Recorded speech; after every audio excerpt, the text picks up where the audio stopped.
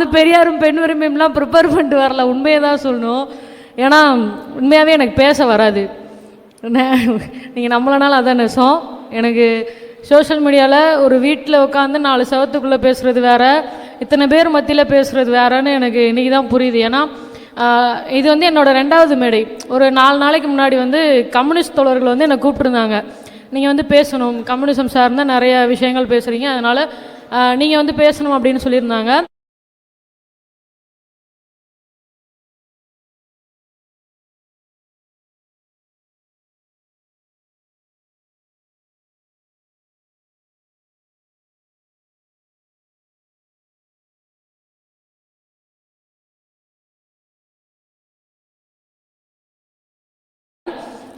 அதுதான் என்னோட முதல் மேடை. ஸோ அதனால் இது எனக்கு 2வது மேடை. நான் ஏதாவது ஒரு கொஞ்சம் நெர்வஸ் ஆனேன் அப்படின்னா மன்னிச்சிக்கோங்க. நான் ரொம்ப கொஞ்சம் தாமதமாக வந்துட்டேன், அதுக்கும் மன்னிச்சிக்கோங்க. ஃபஸ்ட்டு வந்து எனக்கு எப்படி பேசணும், என்ன மாதிரி பேசணும் அப்படிலாம் எனக்கு தெரில. ஏன்னா இது வரைக்கும் நான் இப்படி ஒரு இதுக்கு வந்து நான் போனதே கிடையாது. ஆல்ரெடி சொன்ன மாதிரி நான் ஒரு சவுத் சைட் பேக்ரவுண்ட்லேருந்து வந்திருக்கேன். ப்ளஸ் வந்து என் ஃபேமிலியில் யாருமே வந்து பெரியார் இயக்கத்தில் இருந்தவங்களும் கிடையாது, பெரியார் சிந்தனைகள் பற்றி பேசுனதும் கிடையாது. நான் தொடர்ந்து வந்து மக்களை எப்படி முதல் மேடை. ஸோ அதனால் இது எனக்கு 2வது மேடை. நான் ஏதாவது ஒரு கொஞ்சம் நெர்வஸ் ஆனேன் அப்படின்னா மன்னிச்சிக்கோங்க. நான் ரொம்ப கொஞ்சம் தாமதமாக வந்துட்டேன், அதுக்கும் மன்னிச்சிக்கோங்க. ஃபஸ்ட்டு வந்து எனக்கு எப்படி பேசணும், என்ன மாதிரி பேசணும் அப்படிலாம் எனக்கு தெரில. ஏன்னா இது வரைக்கும் நான் இப்படி ஒரு இதுக்கு வந்து நான் போனதே கிடையாது. ஆல்ரெடி சொன்ன மாதிரி நான் ஒரு சவுத் சைட் பேக்ரவுண்ட்லேருந்து வந்திருக்கேன்.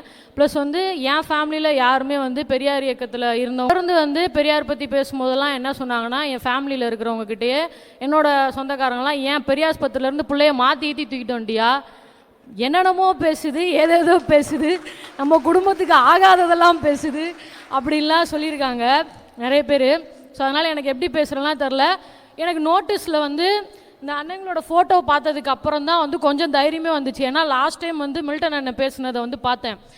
இது என்ன உத்தரப்பிரதேசம் நினச்சியா, இது என்ன பீகார் நினச்சா, தமிழ்நாடு மாப்பிள்ள அப்படின்னு சொல்லும்போது, என்ன சாமி நம்ம பாஷை பேசுது அப்படின்னு, அப்போ நம்ம இவங்க ஃபோட்டோ போட்டிருக்காங்க, அப்போ கேஷுவலாக பேசலாம் போல் அப்படின்னு நினச்சிட்டு தான் நான் வந்தேன். ஆக்சுவலாக நிறைய பேர் வந்து என்கிட்ட வந்து பேசும்போது, நீங்கள் ஐயாவை பற்றி ரொம்ப சூப்பராக பேசுனீங்க அப்படின்னு சொல்லுவாங்க. அது வந்து எனக்கு எந்த ஐயாவை சொல்கிறாங்க, நம்ம வேறு சவுத் சைடில் இருக்கோம், முத்துராமலிங்க தேவர் ஐயாவா, வஉசி ஐயாவா, காமராஜர் ஐயாவா, அம்பேத்கர், யாரை பற்றி பேசுகிறாங்க தெரிலையே, நம்மளும் எல்லாரை பற்றியும் பேசியிருக்கோமே, இவங்க எந்த ஐயாவை பற்றி சொல்கிறாங்கன்னு சொல்லும்போது கடைசியில் முடிக்கும் போது சொல்லிடுவாங்க, இன்னும் தொடர்ந்து பேசிட்டே இருங்க, தந்தை பெரியார் பற்றி நிறைய பேசுங்க அப்படின்னு சொல்லும்போது எனக்கு பக்குன்னு ஐயையே நம்ம நிறைய பாவம் பண்ணிட்டோம் போலையே. ஏன்னா நான் எல்லாருமே வீடியோவில் என்ன சொல்லியிருக்கேன்னா, நான் தான் பெரியார், நான் தான் ஆடியன்ஸும், நான் ஆக்சுவலாக நான் தான் ஸ்ரீநிதி, நான் தான் பெரியார், அப்படி ஒரு இது பண்ணுவேன்.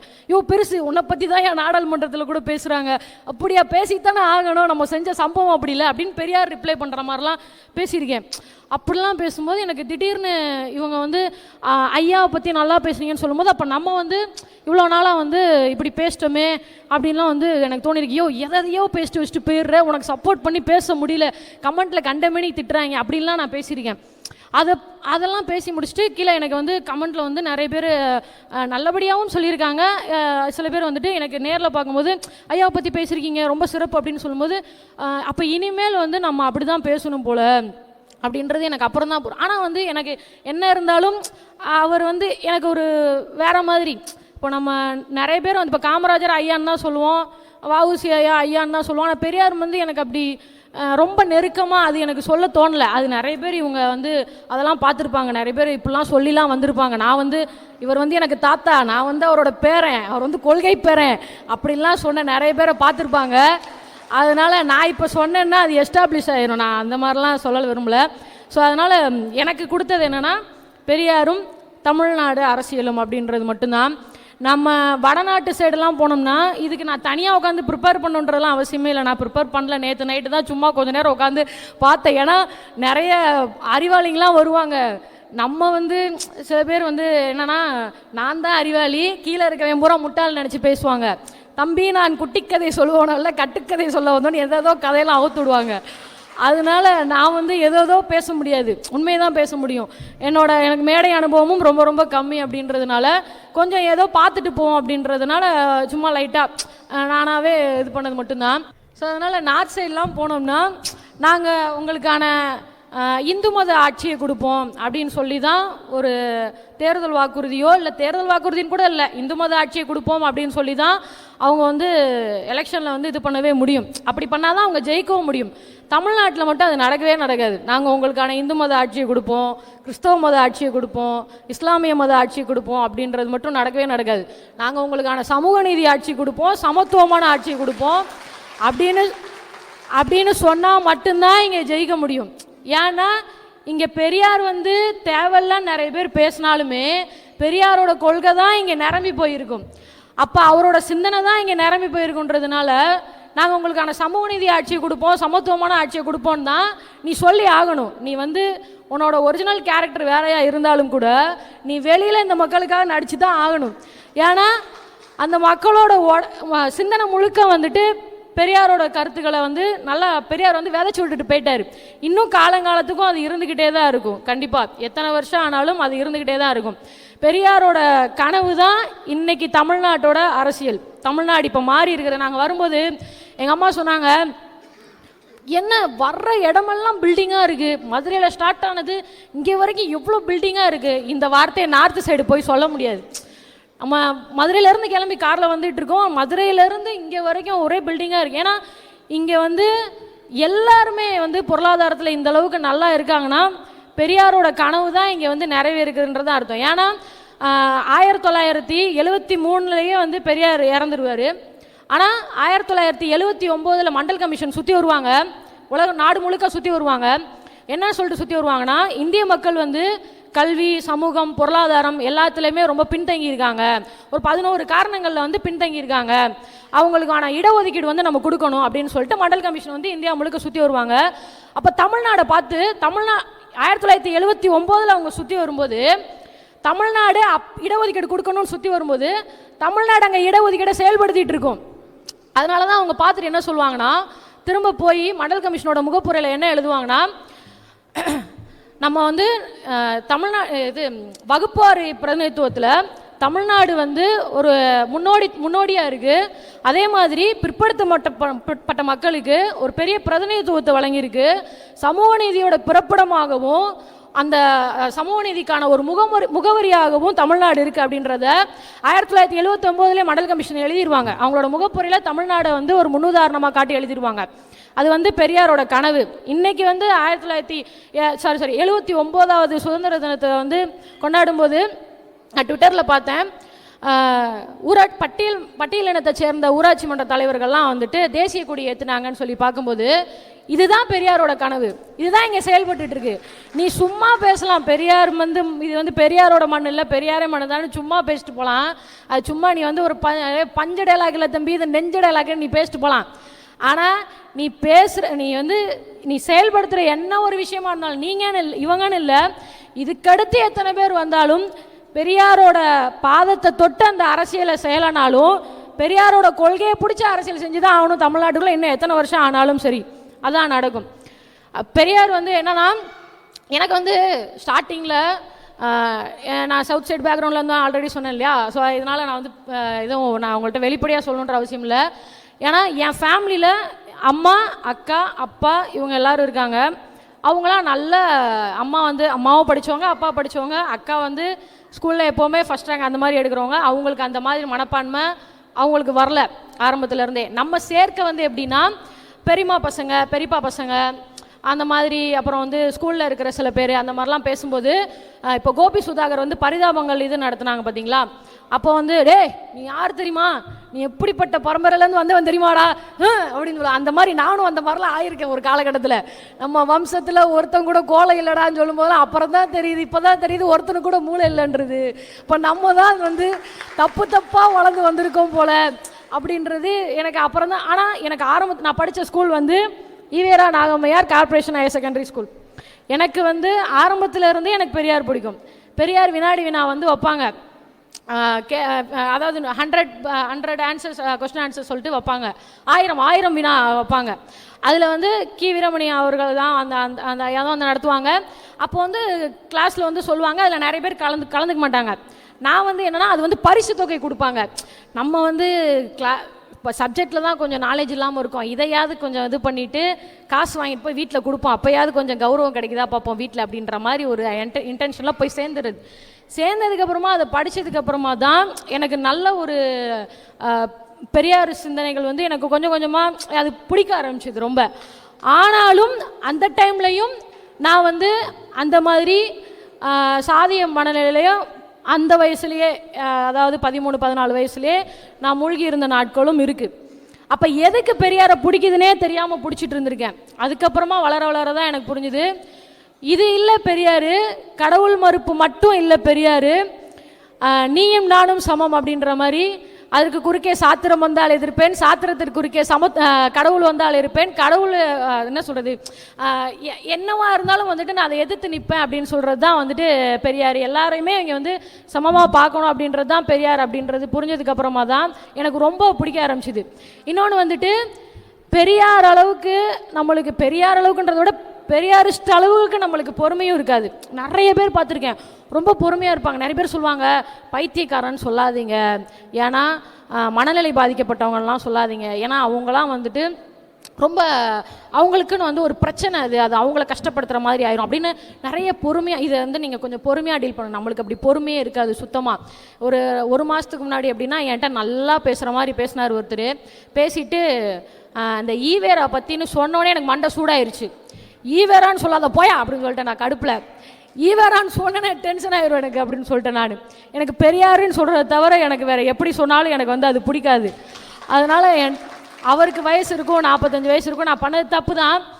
ஆனாலும் எனக்கு அந்த ஈவேரான்ற வார்த்தையை கேட்டால் எனக்கு அது பிடிக்காது. அந்த மாதிரி நான் வந்து டென்ஷன் ஆயிடுவேன். இன்றைக்கி வந்து அதுதான், அது நிறைய பேரோட மனநிலையில் வந்துட்டு இப்போ வந்து நிறைய பேர் அதை திணிச்சு விட்டுட்ருக்காங்க. நீ வந்து பெரியார்னு சொல்லாத, ஈவேரான்னு சொல்லு அப்படின்னு திணிச்சு விட்டுட்ருக்காங்க. ஏன்னா அவங்களுக்கு வந்து அறிவு இருக்குமா இருக்காதா எதுவுமே தெரில. என்ன சொல்கிறாங்கன்னா, முத்துராமலிங்க தேவரை யாரும் தேசிய செம்மல்னு சொல்கிறது இல்லை, காமராஜரை யாரும் பெருந்தலைவர்னு சொல்கிறது இல்லை, மகாகவி பாரதியாரை யாரும் மகாகவின்னு சொல்கிறது இல்லை, பாரதிதாசனை யாரும் புரட்சி கவிஞர்னு சொல்கிறது இல்லை, பெருஞ்சித்திரனை யாரும் துரைமாணிக்கம்னு பெருஞ்சித்திரனை யாரும் பாவலரேருன்னு சொல்கிறது இல்லை அப்படின்னு சொல்லுவாங்க. மண்டையில் அறிவு இருக்குமா இருக்காதா எதுவுமே தெரில. ஏன்னா பாரதியாரோட பேர் பாரதியாரே கிடையாது, அவர் பேர் சுப்பிரமணியம். பாரதிதாசனோட பேர் பாரதிதாசனே கிடையாது, அவர் பேர் வந்து சுப்புரத்னம். சுரதாவோட பேர் சுரதாவே கிடையாது, அவர் பேர் ராசகோபாலன்.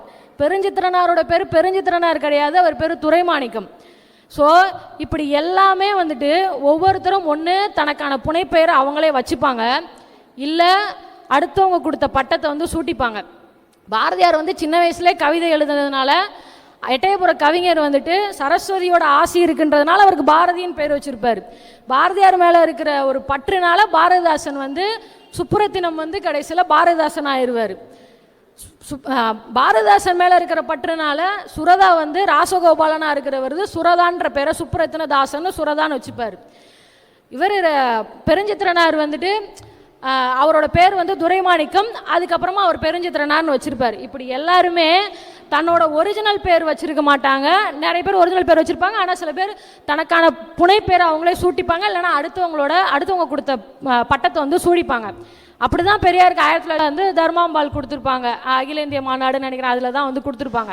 அந்த பட்டத்தை தான் எல்லாருமே கூப்பிட்டுக்கிட்டு இருக்காங்க. அப்படின்ற ஒரு இதே இல்லாமல் இவங்களை இப்படி கூப்பிட்றதில்ல அவங்கள இப்படி கூப்பிட்றதில்லன்னு ஒரு எக்ஸாம்பிள் காட்டுறியே, அந்த பேரே அவங்க பேர் இல்லையே, நம்ம பொதுவெளியில் இப்படி சொல்லலாமா, 4 பேர் நம்மளை பார்த்தா சிரிப்பானே அப்படின்றதெல்லாம் வந்து இல்லாமல் நிறைய பேர் அதை பேசிகிட்டு இருக்காங்க. ஆனால் அதே மாதிரியே வந்துட்டு நிறைய பேர் என்ன சொல்லுவாங்கன்னா, அவங்க தான் வேறு யார், நிறைய பேர் நீ ஏன் சொல்லணும், அவங்க தான் அவங்களே தான் வேறு யாரும் இல்லை. காமராஜர் தமிழ்நாட்டுக்கு பண்ண அளவுக்கு பெரியார் பண்ணிடல, ஐயா முத்துராமலிங்க தேவர் பண்ணது அளவுக்கு பெரியார் பண்ணிடல, ஐயா வஉசி பண்ண அளவுக்கு பெரியார் எதுவும் தமிழ்நாட்டுக்கு பண்ணிடல. ஏன் இதுக்கு முன்னாடியே வந்து அயோத்திதாசர் பண்ணிட்டாரு, அதை விட வந்து பெரியார் எதுவும் பண்ணிடல அப்படின்லாம் சொல்லுவாங்க. நீ இப்போ எதுக்கு வந்து அப்போ நம்ம யோசிச்சு பார்த்தோம்னா, இப்போ சம்மந்தம் அவங்கெல்லாம் வந்து நாங்கள் மதிக்கிறோம், அவங்களும் வந்து பெரியாருக்கு நிகராக வச்சு போட்டுரும், அதில் எந்த ஒரு மாற்று கருத்தும் கிடையாது. ஆனால் இந்த ஒத்த தலையை வாங்குறதுக்கு நீ 10 தலையை கூப்பிட்றனா அப்போ அந்த ஒத்த தலை எவ்வளோ வெயிட்டாக இருக்கணும்? அவரோட தடி வந்து விட்டு போன தடி இன்னை வரைக்கும் சுழண்டுக்கிட்டே இருக்கிறது உன் மண்டைக்குள்ளே ரொம்ப குடைச்சலாக இருக்க போய் தான் எங்கிட்ட நம்ம உள்ளே வர்றதுக்கு இவங்களோட சிந்தனையும் இதுவும் வந்துட்டு ரொம்ப இதாக இருந்துருமோ அப்படின்ற ஒரு பயம் மட்டும்தான் அவங்களுக்கு வந்து அந்த என்ன சொல்கிறது, அது ஒரு கடுப்பாக இருக்கிறதுக்கான காரணம். ஏன்னா தலைவர் போட அப்படி இன்னி வரைக்கும் ஒரு 70 வருஷமாக வந்து 70 வருஷத்துக்கு அப்புறமும் இன்னமும் அவரோட கொள்கைகளை சுமந்துக்கிட்டு இருக்காங்க. அப்படின்னா ஒரு சின்ன பையன் வந்து சாதி பேசுகிறான்னா வடநாட்டு பக்கம் அதை என்கரேஜ் பண்ணுவாங்க, தமிழ்நாட்டு பக்கம்டே போய் படிடான்னு சொல்லுவாங்க. இன்ஸ்டாகிராம் கமெண்ட் கூட உங்களுக்கு அப்படி தான் வரும். இன்ஸ்டாகிராமில் நிறைய நெகட்டிவிட்டியாக தான் பேசுவானுங்க, ஆனால் அவங்களே வந்துட்டு போய் படிடா அப்படின்னு சொல்லி கமெண்ட் பண்ணுவாங்க. நார்த் சைடு ஒரு பொம்பளை பிள்ளையை போட்டு அடித்தாங்கன்னா அது எதுவும் கண்டுக்க மாட்டாங்க, பெருசாக போயிடுவாங்க. இங்கே பெரியாரிய கொள்கையே பேசாதவங்களா இருந்தாலும் சரி, பெரியாரையே பிடிக்கலன்னு சொல்கிறவங்களா இருந்தாலும் சரி, ஏய் உன் அக்கா தங்கச்சியாக இருந்தாலும் சரி, உன் பொண்டாட்டியாக இருந்தாலும் சரி, ரோட்டில் போட்டு அடிக்கிறாலாம் வச்சுக்காத, போயா முதல்ல கூடு போயா, பத்திரமா கூடு போயெல்லாம் போலீஸுக்கு ஃபோன் போட்டுருவேன் அப்படின்னு சொல்லுவாங்க. அதுவே வந்து பெரியாரிசம் தான் எனக்கு தெரிஞ்சு, என்னோட பார்வையில். நீ வேற எந்த பக்கமாவது போனேன்னா அப்படி பேச முடியாது. தமிழ்நாட்டில் மட்டும்தான் இன்னமும் அந்த சிந்தனைகள் இருக்கும். ஏன் நாங்கள் தமிழ் தேசிய அரசியலை ஃபாலோ பண்ணுறோம், எங்களுக்கு தமிழ் தேசியம் தான் முக்கியம் அப்படின்னு சொல்கிற அவங்களுக்கே தெரியுமா தெரியாதான்னு தெரில, தெரிஞ்சாலும் பேசுவாங்க அவங்க அப்படிப்பட்டவங்க. அதனால் நாங்கள் வந்து தமிழ் தேசியத்தை ஃபாலோ பண்ணுறோம்னு சொல்லுவாங்க. எங்களுக்கு பெரியார் வேணாம், எங்களுக்கு தமிழ் தேசியம் போகணும். சரி, தமிழ் தேசியத்தை தமிழ்நாட்டில் முதல்ல கையில் எடுத்தது யார்? நீங்களா? தமிழ் தேசியம் தான் நாங்கள் பேசுகிறோன்னு சொல்கிறேன், நீங்கள் தான் தமிழ் தேசியத்தை கையில் எடுத்தீங்களா? அதை முதல்ல கையில் எடுத்ததே பெரியார் தான். அதுவே அவங்களுக்கு தெரியுமா என்னன்னு தெரில. நாம் தமிழர் கட்சியை நடத்துகிற சீபா ஆதித்தனார் சுதந்திர தமிழ்நாடு ஏன் அப்படின்ற புத்தகத்தில் பெரியாரே எழுதியிருப்பார். நாம் தமிழர் கட்சியோட தலைவர் சீபா ஆதித்தனார் மேலே எனக்கு நிறைய கருத்து வேறுபாடு இருக்குது. ஏன்னா பெரியார் சொன்னது இது. ஏன்னா நான் வந்து குழந்தைய பெற்றுக்காதீங்கன்னு சொல்லுவேன், அவர் வந்து 16 குழந்தைங்க பெற்றுக்கிட்டவங்களுக்கு பரிசு தருவேன்னு சொல்லுவார். ஆனால் இந்த கொள்கையோட நான் ஒத்து போகிறேன். என்ன அப்படின்னா அவர் வந்து தனித்தமிழ்நாடு வேணும்னு அவரும் முழங்குறாரு. அதனால அவரோட தைரியத்துக்கு நான் துணை போகிறேன். நிறைய பேர் வந்து பார்ப்பனர்களோட கையில் இருக்குது, இந்த அச்சு தொழில்கள் எல்லாமே அவங்களோட கையில் இருக்குது. ஏன் ஜஸ்டிஸ் பார்ட்டி நடத்தின அச்சு தொழிலும் நட்டத்தில் தான் போகுது, நான் நடத்துகிற விடுதலையுமே நட்டத்தில் தான் போகுது. ஆனாலும் தொடர்ந்து நடத்திக்கிட்டு இருக்கோம். ஏன்னா மக்களுக்கான அறிவு பார்ப்பனர்கள் கொடுக்குற அறிவாக இருக்கக்கூடாது அப்படின்றதுக்காக நாங்கள் இந்த இதழ்களை நடத்திக்கிட்டு இருக்கோம். அப்படி இருக்கும்போது சீபா ஆதித்தனார் வந்து தினத்தந்தி இதழை தொடர்ச்சியாக நடத்திக்கிட்டு இருக்காரு அப்படின்றது எனக்கு ரொம்ப சந்தோஷம் அப்படின்னு சொல்லிட்டு பேசியிருப்பாரு. சரி, உனக்கு பெரியாரை தான் தெரியலை, பெரியாரை தான் மறுவாசிப்பு செஞ்சு விட்டுட்ட, நீ உங்கட்சி சம்பந்தமானதையாவது மறுவாசிப்பு செஞ்சுருக்க வேணாமா? உன் கட்சியில் இருந்த ஒருத்தர் வந்து உன்னோட இயக்கத்தை சேர்ந்த ஒருத்தர் வந்து என்ன கேட்டார், அதுக்கு பெரியார் என்ன சொன்னார் அப்படின்றதாவது உங்களுக்கு வந்து தெரிஞ்சிருக்க வேணாமா? நாங்கள் தான் வந்து தமிழ் தேசியம் பேசுகிறோம், திராவிட நாடுன்ற கோரிக்கையை கூட நான் கைவிட்டுறேன். ஏன்னா எப்படி பார்த்தாலும் டெல்லியிலேருந்து அந்த ஒரு ஆட்சியிலேருந்து அந்த ஒரு இதிலேருந்து விடுபட்டு, அவங்களோட பிடியிலேருந்து விடுபட்டு, அவங்களே ஒரு இந்துத்துவ ஆட்சி தான் கொடுத்துக்கிட்டு இருக்காங்க. அவங்களோட பிடியிலேருந்து விடுபட்டு இப்போ வந்து கடைசியில் வந்து கேரளா, கர்நாடகா, ஆந்திராவுக்கு வந்து கடைசியில் அடிமையாக இருக்கணுன்ற மாதிரி ஆயிரும். அதனால் எனக்கு தனித்தமிழ்நாடு வேணும் அப்படின்னு சொல்லிடுவார் பெரியார். அப்படி சொன்னதே பெரியார் தான். அதெல்லாம் வந்துட்டு இவங்களுக்கு தெரிஞ்சாலும் இன்னைக்கு இருக்கிற இளைஞர்களுக்கு வாசிப்பு திறன் கம்மி அப்படின்றதுனால எங்கே சோஷியல் மீடியா மூலமாக போனால் இந்த மாதிரி ஒரு வாட்ஸ்அப் குரூப் இருப்பாங்க, அவங்களாம் வாட்ஸ்அப் யூனிவர்சிட்டியில் படித்தவங்க. அவங்க வந்து என்ன சொல்கிறது, ஐஐடி மாதிரியோ இல்லை அண்ணா யூனிவர்சிட்டி மாதிரியோ காமராஜர் யூனிவர்சிட்டி மாதிரியோ அந்த மாதிரி ஒரு தேர்ந்தெடுக்கப்பட்ட பல்கலைக்கழகத்துலையோ கல்லூரிலையோ போய் படித்தவங்க கிடையாது. அவங்க வந்து வாட்ஸ்அப் யூனிவர்சிட்டியில் படித்தவங்க. உங்களுக்கு வாட்ஸ்அப்பில் என்ன வந்தாலும் சரி, ஆமாம் அதுதான் கரெக்டு அப்படின்னு நம்புகிற இளைஞர்களாக அவங்க சேர்த்து வச்சுருக்கிறதுனால தான் இஷ்டத்துக்கு என்ன வேணாலும் சொல்லலாம் அப்படின்ற மாதிரி அவங்க நினச்சி வச்சுட்டு சுற்றுறாங்க. என்றைக்கு வந்து ஆனால் என்ன இருந்தாலும் வந்துட்டு உண்மையை வந்து யாராக இருந்தாலும் மறைக்க முடியாது. யார் வந்து தமிழ் தேசியம் பேசுனாங்க, யார் வந்து தனித்தமிழ்நாடு பேசுனாங்க. இன்றைக்கி வந்து பெரியார் வந்து ஒரு தெலுங்கரு, அவர் வந்து தமிழரே கிடையாது, அவர் எப்படி தமிழர்களுக்கானவர், இந்த வார்த்தையெல்லாம் பெரியார் வாழ்கிற காலத்தில் கேட்டுட்டார். இப்போ நீங்கள் பேசுகிறதுலாம் வந்துட்டு அவர் அவர் அவர் வாழும்போதே எத்தனையோ பேர் பேசிட்டாங்க. பெரியார் வந்து என்ன பேசினாலும் என்ன சொல்கிறது, ரொம்ப என்ன சொல்லுவார்னா, நான் எங்கேயாவது பேசிகிட்டு இருந்தேன்னா நான் அதனால தான் அவருக்கு வந்து ஸ்டேட்டஸ் வைப்பேன். எப்படி வைப்பேன்னா, ஹாப்பி பர்த்டே கழகக்காரரேன்னு வைப்பேன். கழகம் அந்த குண்டுலால வைப்பேன். அவர் வந்தாலே அங்கே வந்து ஒரு கழகம் தான் நடக்கும். அந்த கழகம் பிறந்தால் தான் வழி பிறக்குன்ற மாதிரி ஏதாவது ஒன்று எடக்கு முடக்கா பேசுகிற மாதிரி தான் பேசி உன்னை இது பண்ண வைப்பார். நானே யோசிச்சு பார்த்துருக்கேன். இந்த காலத்தில் நான் வந்து கடவுள்லாம் இல்லை அப்படின்னு சொன்னாலே எங்கள் அம்மா அப்படிலாம் சொல்லாது, அப்படிலாம் சொல்லக்கூடாது அப்படின்லாம் சொல்லும்போது, நம்ம ஒரு 60 வருஷத்துக்கு முன்னாடி 70 வருஷத்துக்கு முன்னாடி கடவுள் நம்பிக்கையில் மூழ்கி போயிருந்த ஒரு சமூகத்துக்கிட்ட போயிட்டு கடவுள்லாம் ஒன்றுமே இல்லை அப்படின்னு சொல்கிற ஒருத்தர் இருக்காருன்னா, அப்போ அங்கே வந்து 4 பேர் அவர் வந்து கல் எடுத்து அடிப்பாங்க, ஒரு முட்டை எடுத்து வீசுவாங்க. ஏன் அவர் முட்டை எடுத்து வீசுறீங்க, ஏன் அவரை கல் எடுத்து அடிக்கிறீங்க, கடவுள் இல்லைன்னு சொல்லிட்டானா, ஏன் சொல்லிட்டான் அப்படி, இந்த மாதிரி எல்லா மக்களையும் வந்து கோவிலுக்குள்ளே விட மாட்டாங்கன்னு சொல்கிறாங்க, எல்லா மக்களுக்கும் வந்து பிரசாதம் கொடுக்கக்கூடாதுன்னு சொல்கிறீங்க, அதனால கடவுள் இல்லைன்னு சொல்கிறாரு, எல்லாரையும் சமமாக பார்க்கணும்னு சொல்கிறாரு, அதுக்கு தடையாக கடவுள் இருக்கிறதுனால அந்த கடவுளே இல்லைன்னு சொல்கிறாரு.